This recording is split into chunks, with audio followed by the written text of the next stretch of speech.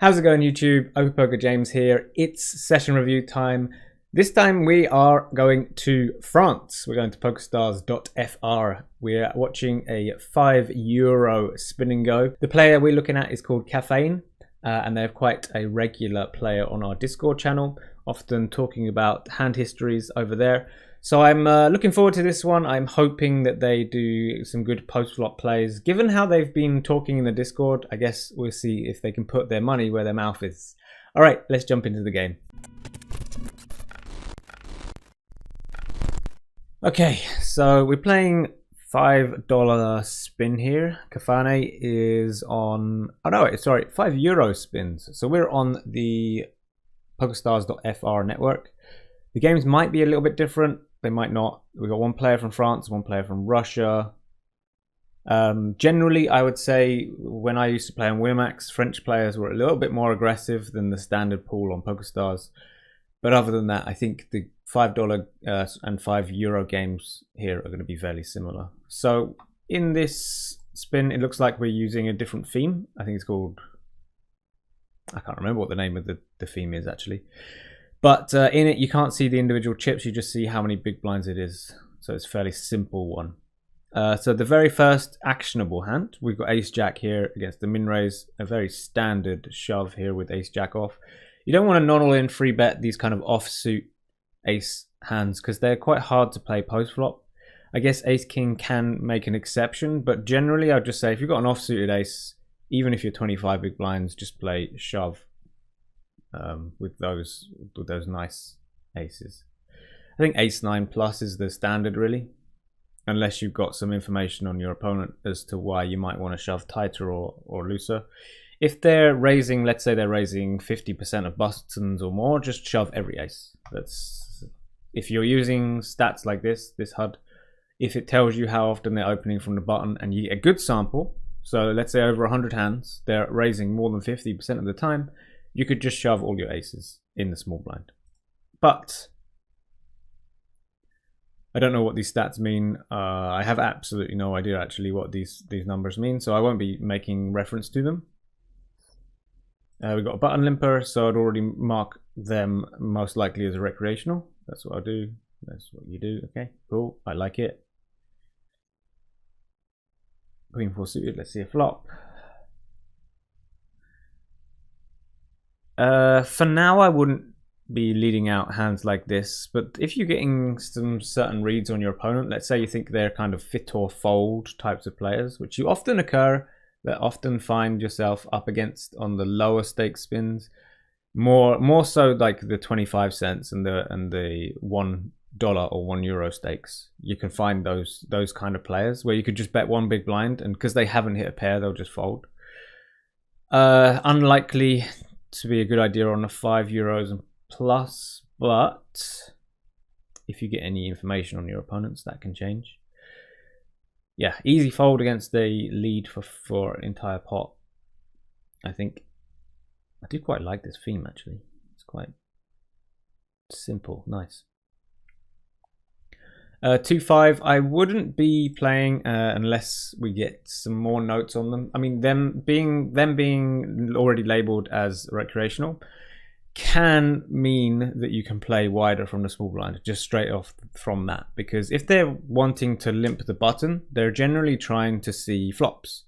So if you are limping yourself, you're allowing them to see a flop. They probably won't attack your limps as much as they should. Therefore, you can have a wider range of opening hands. Against a lot of recreational players, especially those that limp the button, you can end up limping all your suited hands. As an example, you can go a lot wider. So you can go from playing 60% of hands to maybe even 85%. Anyway, I'm not going to mark that as a mistake. I'm just saying you could limp 5-2 suited given the mark you had on them. If they just keep raising your limps, then you want to mark to say that they're not a passive recreational. They do raise your limps, but if they don't, it should be a nice spot, to be honest. One thing I do see is I think these €5 games have the $1 million jackpot up top, so I expect them to be a little bit softer than they would have been otherwise. If they've got a $1 million million euro jackpot, your opponents are more likely going to be those kind of jackpot hunter type players, which is good for you. So you might be playing games that are a little bit softer than your standard $5 game here. King Jack, probably want to play this hand unless they shove.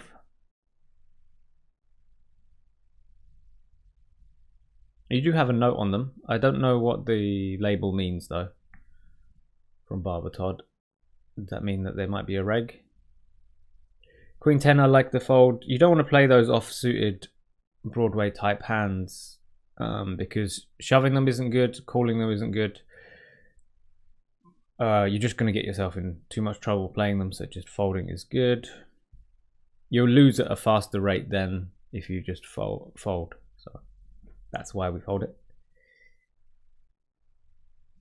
Position is almost everything, really. Okay, blinds are up, so we're down to 18 big blinds. Got to be patient sometimes. Min bet fold on low board.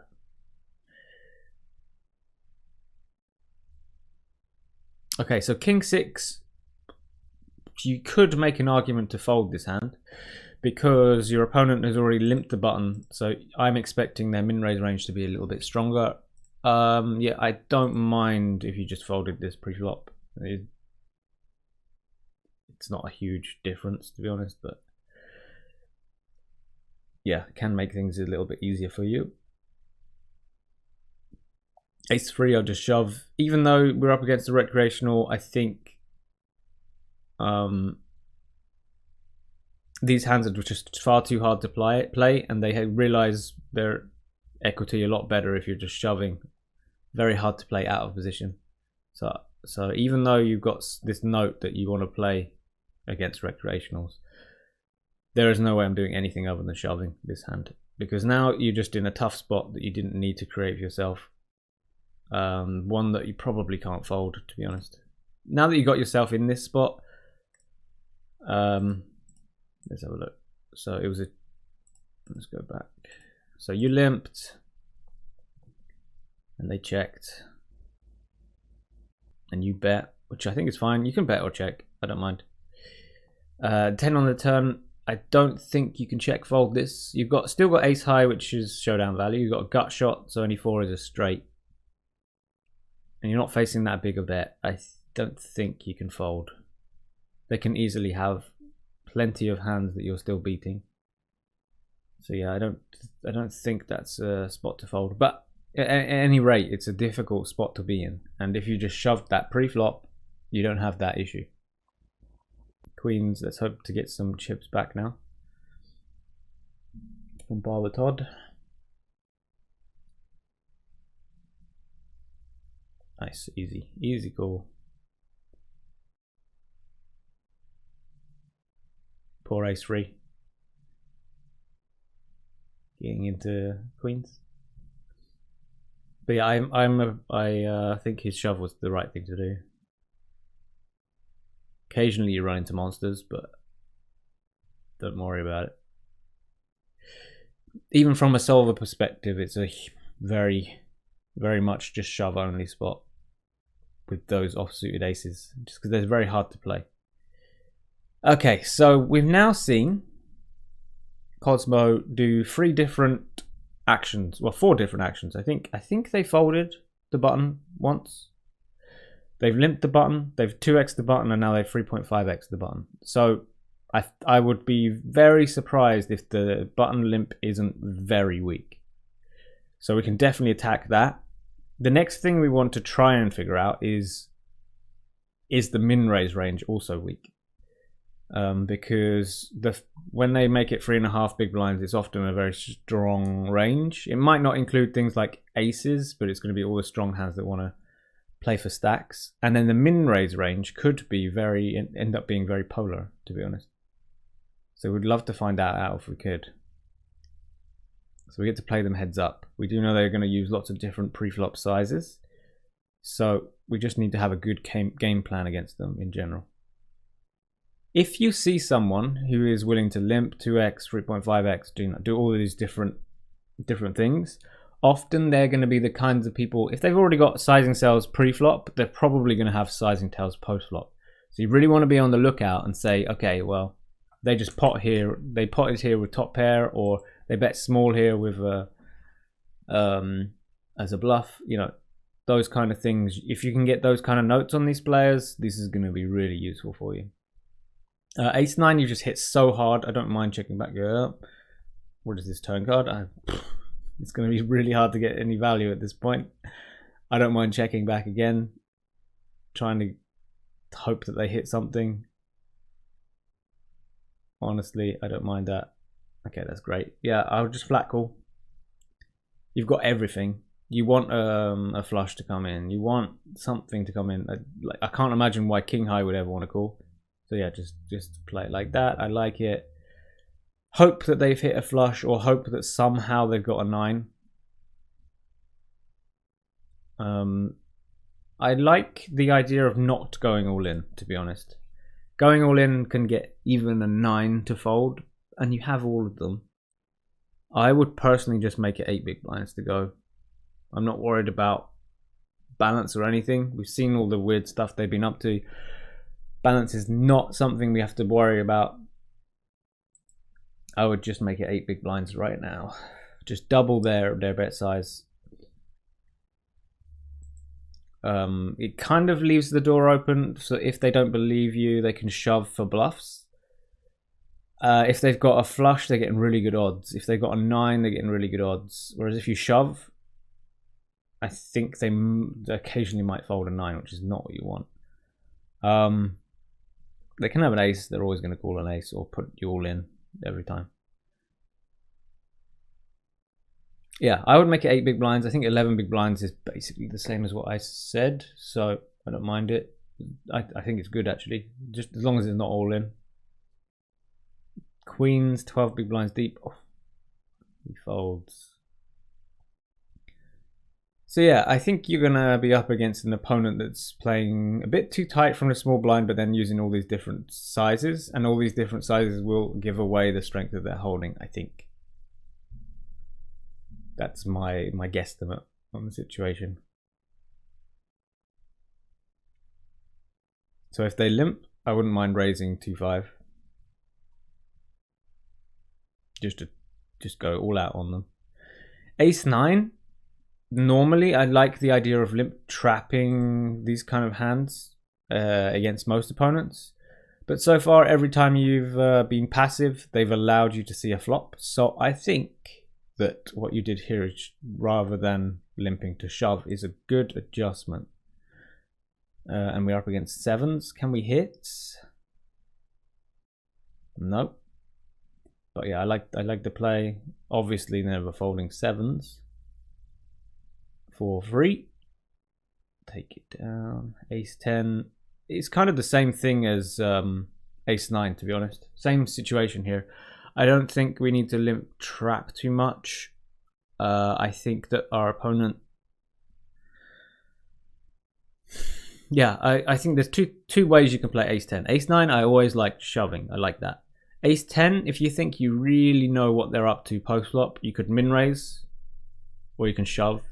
If I was in your shoes right now, I would just shove. I don't think we're getting enough from the trap idea, so I'll just shove it. So now we're going post-flop. It's alright though, Ace-10 plays a lot better. So a lot easier than Ace-9, apart from on this board where you got a full house. Yeah, and I like just snap calling. I like it. Good stuff. Yeah, so if they're not shoving a hand like King 5, which is very possible to shove, I'm not saying it's terrible that they didn't, but it's a good indicator that, or at least ISO in some way, it's a good indicator that we don't want to be limping and trapping our strong hands. Also means that we can limp lots of hands. So even if we've got some really trashy type hands, we're allowed to see the flop very often. So this is great for us. 2-4. Easy, nice. They don't seem to be putting up too much of a fight post flop. Not too much. Ace-3, yeah, this would be a hand I would limp or raise, I don't mind. Okay, we go for the raise, okay. Really, we're just exploiting. We're going for the opponent type rather than how our standard game is. Yeah, I don't mind just betting every king high flop. That is the kind of hand that you could check behind and try and get to showdown with, if you want to, but I don't mind the small bet with your entire range on these boards. I think people are folding too much anyway. So. Ace-7 should be an easy all-in. They have king-3. I wouldn't say it's too much to note. They had a high card. They shoved it. I mean, it does mean that they're shoving wider than plenty of other opponents you can face, but I wouldn't make a note on it.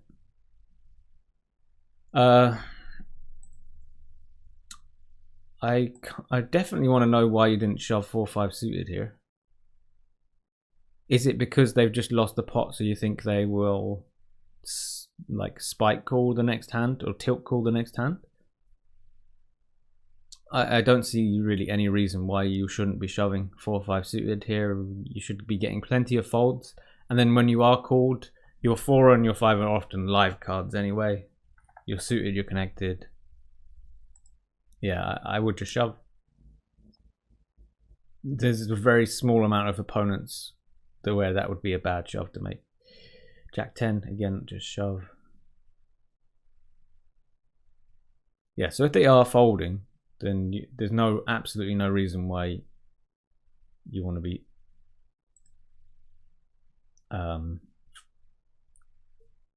folding. Sorry, you want to be shoving yourself. So going back to this hand, I think we got a mistake here. 4.6 big blinds, queen 3 off. We saw them shove king 3 off earlier, and they had a bigger stack. I think that personally might have a leak here in these really short stack sizes where you might not be calling enough, you might not be shoving enough. If they hadn't shoved that king 3, maybe you can give me an argument as to why, but they were at, what, 11, 10 or big blinds deep shoving king 3? 9 big blinds deep. So I can't see any reason why you can't call there. Yeah, we've got the spot where you need to work on, because other than this, you've been playing really well, really well in this whole game. But now we're finding some clear errors here. So queen 2, 4.1 big blinds deep, definitely want to shove. I would recommend just looking at the Nash push or fold kind of stuff. If you've got our low stakes spin and go course, it's got all the spots you want to look at in there. Just look at that. Calling ranges as well against the shove, because the Nash fold equilibrium charts assume that when you're calling that your opponent is playing that push or fold only strategy. So we've got a different set of charts for how to call against our opponents. So you want to learn that one, and then you want to learn Nash push or fold for heads up when you're 5 big blinds and less. Well, sorry, 6 big blinds and less. Be a good idea to learn that. So yeah, I think that's a mistake to fold there. You're far too small stacked to be not putting that all in. Ace 3 against queen 4. They hit the queen. You hit the ace. Nice. Yeah, I think you played really well. I think your opponent, you're like well above your opponents in terms of strategy. And I would really focus on these low stack sizes and pushing and folding. You had another spot actually where you didn't shove. You had ace 3.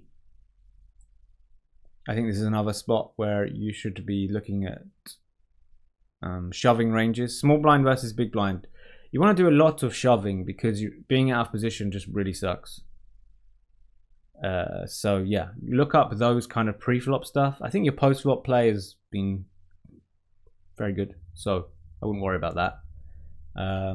If you want to get to higher stakes, you just got to work on your lower stacked game, pushing and folding, which luckily enough is the easiest part to learn. So I'm glad about that. Yeah, I look forward to the development. Kathane, I hope I'm saying it right, is on our Discord quite often. They're talking in spin general as we speak, and I think that that's definitely going to help you when it comes to looking and reviewing hand histories. There's someone who's been very active, and I think that they will be rising up in stakes as long as they put in the hours. I think it's just the spot of you got to grind it out, you know. Anyway, thank you everyone for watching. If you enjoyed this video, please give it a like. If you haven't done so already, please subscribe to the channel. And if you are interested, we do have a low stakes spin and go course, which can really help you with this like pre-flop understanding and then post-flop play. Like, what do you do when you got ace highs? What do you do when you got bottom pair? What do you do when you got middle pair? All of this sort of stuff we talk about from the different positions, what the game plan is in these pots. Because really, when it comes down to it, these low stakes spin and goes, it's all about not making big mistakes. So if you have the game plan, if you have the fundamentals, you're going to win because everyone else is doing really silly, stupid things. So yeah, thank you everyone for watching. I'll see you in the next one. Peace.